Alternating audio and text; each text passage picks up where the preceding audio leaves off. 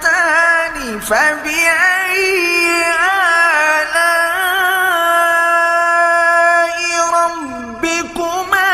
تكذبان فيهما عينان نضاختان فبأي آلاء ربكما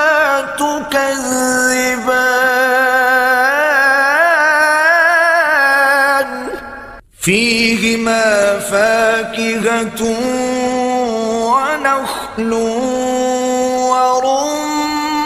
ورمان